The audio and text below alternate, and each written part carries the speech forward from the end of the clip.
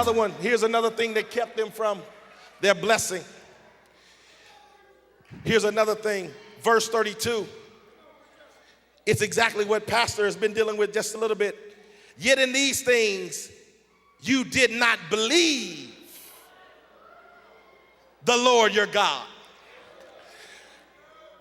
Somebody shout unbelief. Unbelief. The failure to trust in God will keep you from what God has for you. And there's somebody in here tonight who's in a situation, and there's somebody watching me by TV tonight. You're in a situation because you don't want to trust God. But baby, I tell you, you need to trust God.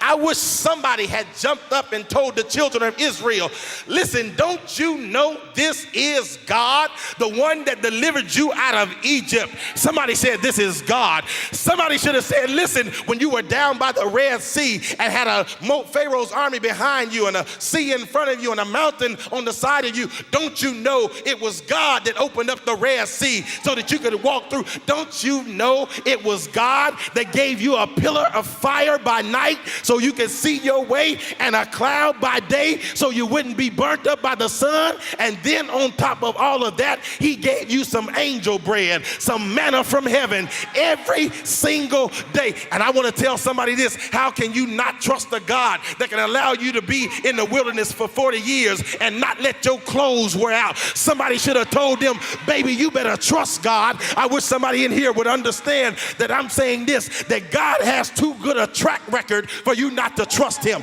Look back over your life and see how good God's been to you. I dare you not to believe in God. Don't you remember when you didn't have rent money, but God paid your rent? Don't you remember when your son was on crack, but God delivered him? Matter of fact, don't you remember when you were on crack, but God delivered you? I wish I had somebody in this place. Somebody ought to say, trust God. You ought to trust him because his track record's too good, too good, too good. Somebody, you've been in your situation long enough. You need to trust God. Look at all that he's done for you. You know what? Can I just testify? This ain't part of the sermon, but I feel this. I dare me not to trust God after all that God has done for me. I know somebody, you want to act like God hadn't been good to you, but I got to testify myself. God's been good to me. Every single time my back was up against the wall, God made a way for me. When my money gets low, God makes a way for me. When I'm get sick, God brings me up. I've got to trust God.